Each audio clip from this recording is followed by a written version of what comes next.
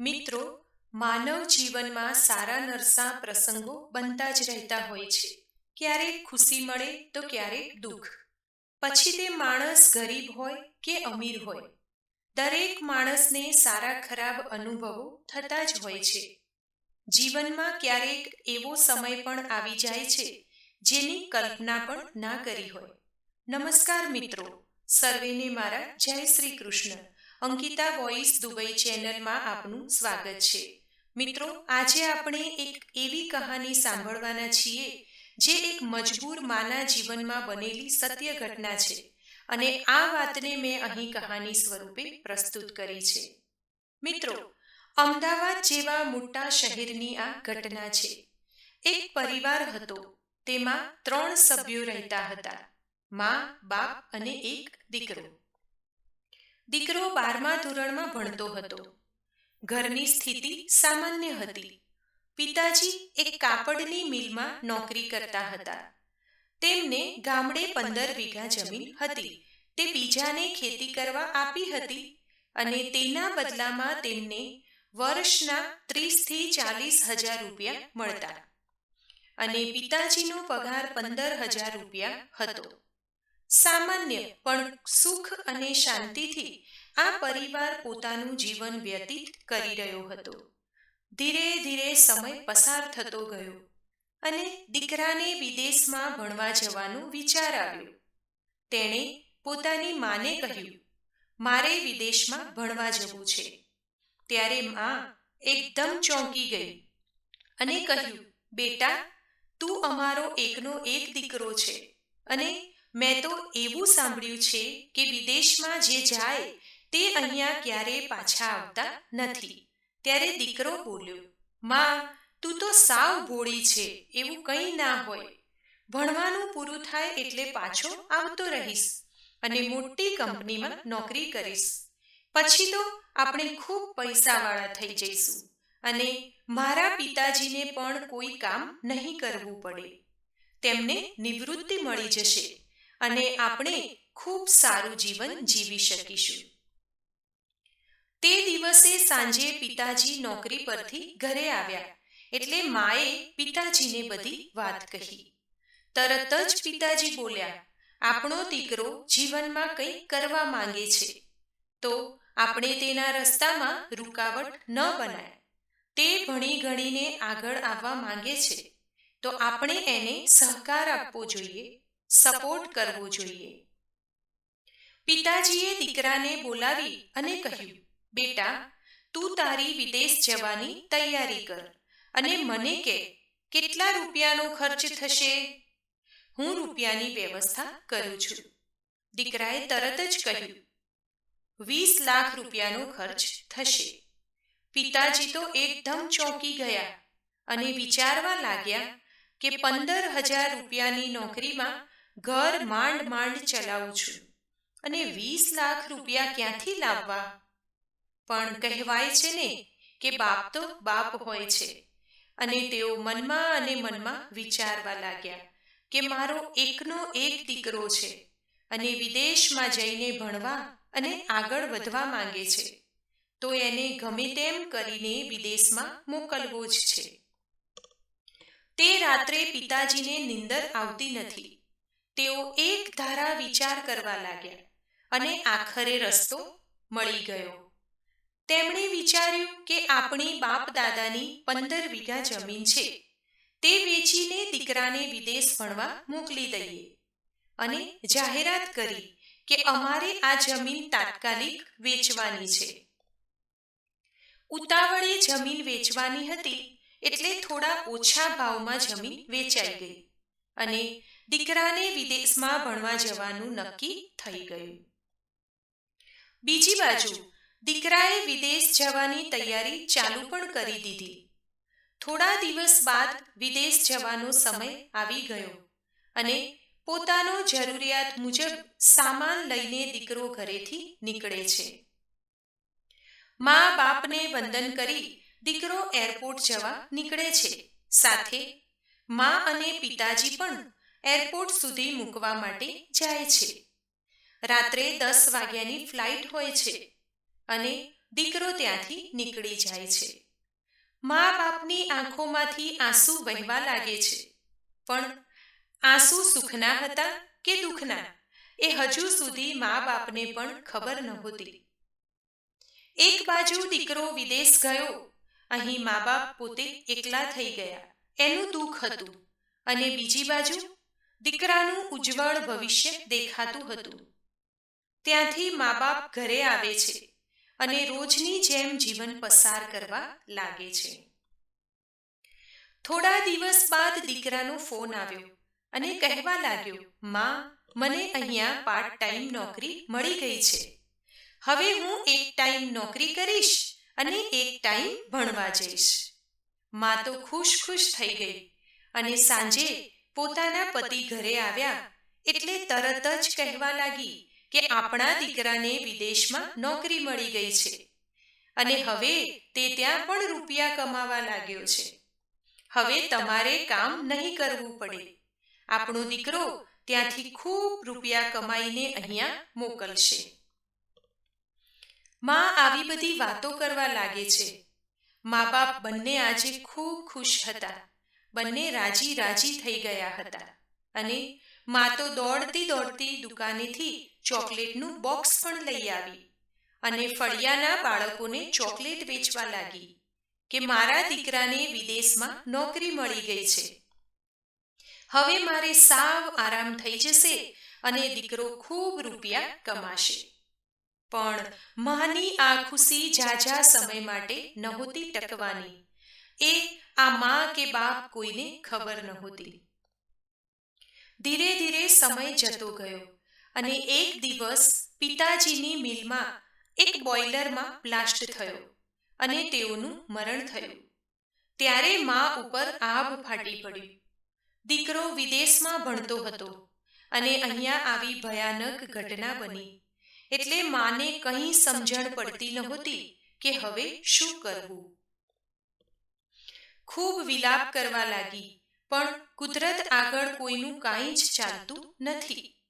એક સુખી પરિવાર આવી રીતે વેરવિખેર થઈ જશે એવું ક્યારેય સપનામાં પણ નહોતું વિચાર્યું. પિતાજીના અચાનક મરણના સમાચાર તેના દીકરાને મોકલ્યા, પણ દીકરો હજુ વિદેશમાં ગયો એને 1 મહિનો જ થયો હતો એટલે પાછું આવવું શક્ય નહોતું. જુઓ તો ખરા કેવી કરુણતા છે. દીકરો હોવા છતાંય પોતાના પિતાજીના અગ્નિ સંસ્કાર કરવા આવી શકતો નથી અને અહીંયા બધા સગાવાલા માને આશ્વાસન આપીને શાંત પાડવાની કોશિશ કરે છે. પિતાજીના અગ્નિ સંસ્કાર થાય છે. ધીરે ધીરે સમય વીતવા લાગે છે. 1 વર્ષ, 2 વર્ષ, 3 વર્ષ કરતા કરતા 10 વર્ષ વીતી ગયા, પણ દીકરો વિદેશમાંથી પાછો આવ્યો જ નહીં. માં હવે ઉંમર વધવાને લીધે થોડી અસ્વસ્થ થવા લાગી હતી અને ઘરમાં આવક ના હોવાથી પેન્શન આવતું હતું એમાંથી માનવ જીવન નિર્વાહ ચાલતો હતો. અચાનક એક દિવસ દીકરાનો ફોન આવ્યો. હલો હલો માં, તમે સાંભળી રહ્યા છો? માં શબ્દ સાંભળ્યાને ઘણો સમય થઈ ગયો હતો એટલે માં તો ખૂબ જ ભાવુક થઈ ગઈ અને બોલવા લાગી, દીકરા, તું મજામાં તો છે ને? ત્યારે સામેથી દીકરો કહે છે, માં, હું એકદમ મજામાં છું અને હું ભારત આવું છું તમને લેવા માટે. અને એક ખુશીના સમાચાર આપું કે મેં અહીંયા લગ્ન પણ કરી લીધા છે અને મારો દીકરો પણ 3 વર્ષનો થઈ ગયો છે. ત્યારે માં બોલી, બેટા, અત્યાર સુધી તું ક્યાં હતો? 10 વર્ષથી હું એકલી રહું છું. તારા પિતાજીના ગયા પછી ઘરમાં આવક પણ સારી નહોતી. આટલા દિવસો સુધી ક્યારેય તને મારી યાદ, તારી જનેતાની યાદ ન આવી? એટલે દીકરો કહેવા લાગ્યો, માં, મને ખૂબ યાદ આવતી હતી એટલે જ તો ફોન કર્યો. હવે તારે કાંઈ નથી કરવાનું અને અહીંયા આવીને તારે ફક્ત આરામ કરવાનો છે. અહીંયા મારી પત્ની અને હું અમે બંને તમારી સેવા કરશું. દીકરાની વાત સાંભળીને માં આજે 10 વર્ષ બાદ ખુશખુશાલ હતી, પણ હજુ આ લાચાર માને ક્યાં ખબર હતી કે આ ખુશી પણ જાજો સમય નહીં ટકે. દીકરો ઇન્ડિયા આવે છે. ઘરે પહોંચતા જ માં ખૂબ રાજી થઈ ગઈ કે મારો દીકરો આવ્યો, મારો લાડકવાયો મને લેવા આવ્યો. આજુબાજુવાળા બધાના ઘરે જઈને કહેવા લાગી કે મારો દીકરો વિદેશમાંથી મને લેવા માટે આવ્યો છે. હવે હું પણ વિમાનમાં બેસીને મારા દીકરાની સાથે જઈશ. માની ખુશીનો કોઈ પાર ન હતો અને આવી જ રીતે ખુશી ખુશીમાં દિવસ વીતી ગયો. સાંજે મા દીકરો જમવા બેઠા. જમીને મા અને દીકરો બેઠા બેઠા વાતો કરતા હતા. ત્યારે જ દીકરાએ કહ્યું, મા, હવે તો તમારે અમારી સાથે ત્યાં વિદેશમાં જ રહેવાનું છે. તો આપણું મકાન અહીંયા એમને એમ પડ્યું પડ્યું ખરાબ થઈ જશે અને આપણે તો પાછું અહીંયા ક્યારે આવવું પણ નથી. તો આપણે એક કામ કરીએ, આ મકાન પણ સાથે સાથે વેચતા જઈએ. માને તો દીકરાના આવવાની ખુશીમાં કાંઈ પણ સમજાતું ન હતું. એ તો એકદમ હરખાઈ ગઈ હતી. એટલે તરત જ દીકરાને હા પાડી દીધી અને કહેવા પણ લાગી, દીકરા, આ બધું તારા પિતાજીએ તારા માટે જ તો વસાવ્યું છે. તને જે યોગ્ય લાગે એમ કર. હવે તો તારે જ બધું સંભાળવાનું છે. એટલે દીકરાએ મકાન વેચવાની જાહેરાત કરી અને અર્જન્ટ મકાન વેચીને વિદેશમાં જવાનું હોવાથી ભાવ પણ થોડો ઓછો રાખેલો. એવું કહ્યું એટલે થોડા ઓછા રૂપિયા આવ્યા તો પણ મકાન વેચી નાખ્યું અને પોતે માને લઈને ઘરેથી એરપોર્ટ જવા નીકળવાની તૈયારી કરે છે. ત્યારે જ માં ત્યાંના મહોલ્લામાં જઈને બધાને સારા સમાચાર આપવા લાગે છે કે મારો દીકરો અને હું વિદેશ જઈ રહ્યા છીએ. બધાને આનંદ થયો અને બધાને એવું લાગ્યું કે માજીના અંતિમ દિવસો તેમના પરિવાર સાથે ખુશીથી પસાર થશે. માજી બધાને સમાચાર આપીને ઘરે પાછા આવ્યા. પછી માતાએ તેના ઘરના દરેક ખૂણા તરફ જોયું, જાણે તે તેના બીજા પુત્રને જોઈ રહી હોય તેમ. તેણે તે ઘરને તેના પુત્ર કરતાં વધારે સાચવ્યું હતું. તે ઘરમાં જ તેણે તેના પતિ સાથે 40 વર્ષ વિતાવ્યા હતા. એટલે ઘર છોડતી વખતે માની આંખો ભીની થઈ ગઈ. ત્યારબાદ તેઓ મા અને દીકરો એરપોર્ટ પહોંચે છે. એરપોર્ટ પર આવ્યા પછી પુત્રએ માતાને કહ્યું, મા, તમે અહીં બેન્ચ પર બેસો. હું સામાન અને બોર્ડિંગ પાસ ચેક કરીને પાછો હમણાં જ આવું છું.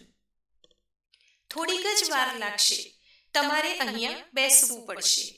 એટલે તમે અહીંયા આરામથી બેસો. હું હમણાં જ જાઉં છું અને તરત જ પાછો આવું છું. મા બેન્ચ પર બેઠી અને દીકરો અંદર ગયો. ઘણો સમય થઈ ગયો પણ પુત્ર પાછો આવ્યો જ નહીં. માતા વિચારવા લાગી કે વધુ ભીડ હશે એટલે મોડું થયું હશે.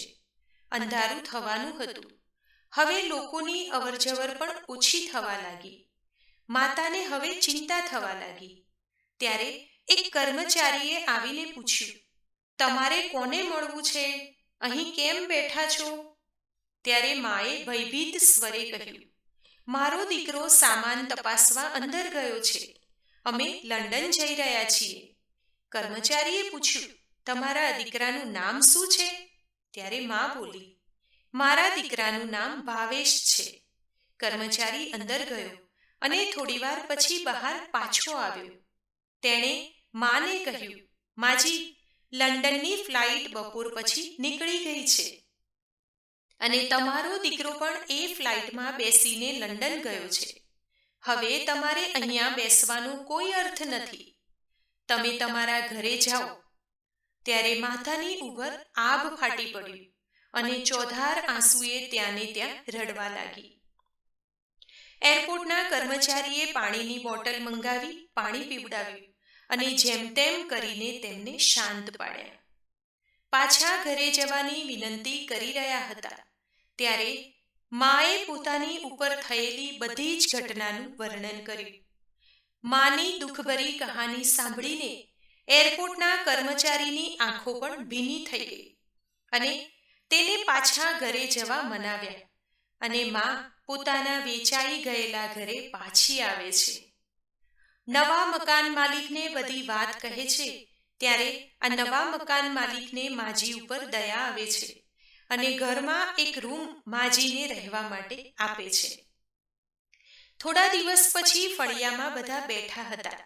એક દિવસ ઘરના મકાન માલિક બોલ્યા, માજી, આ ઉંમરે તમે એકલા રહો છો, એના કરતાં તમે તમારા સગા સંબંધીને ત્યાં જતા કેમ નથી? ત્યારે મા બોલી કે મારો દીકરો પાછો વિદેશથી મને મળવા આવશે ત્યારે તેની સંભાળ કોણ રાખશે? મારો દીકરો ખૂબ જ ભોળો છે, તેને પોતાની સંભાળ કેવી રીતે રાખવી તે ખબર નથી પડતી. હું ક્યાંય જવાની નથી. કોણ જાણે ક્યારે મારા દીકરાને મારી જરૂર પડી શકે. આવા શબ્દો તો એક માતાના જ હોઈ શકે. માતાના આવા શબ્દો સાંભળીને મકાન માલિકની આંખોમાં પણ આંસુ આવી ગયા. કોઈકે સાચું જ કહ્યું છે કે દીકરો કપૂત બની શકે પણ મા બાપ ક્યારેય કમાવતર નથી બનતા. મિત્રો, આજની આ વાર્તા ખરેખર તમારા હૃદયને સ્પર્શી હશે. જો વિડીયો પસંદ આવ્યો હોય તો લાઈક કરજો, તમારા મિત્રો સાથે શેર કરજો, ચેનલને સબસ્ક્રાઇબ જરૂરથી કરજો. ધન્યવાદ. સર્વેને મારા જય શ્રી કૃષ્ણ.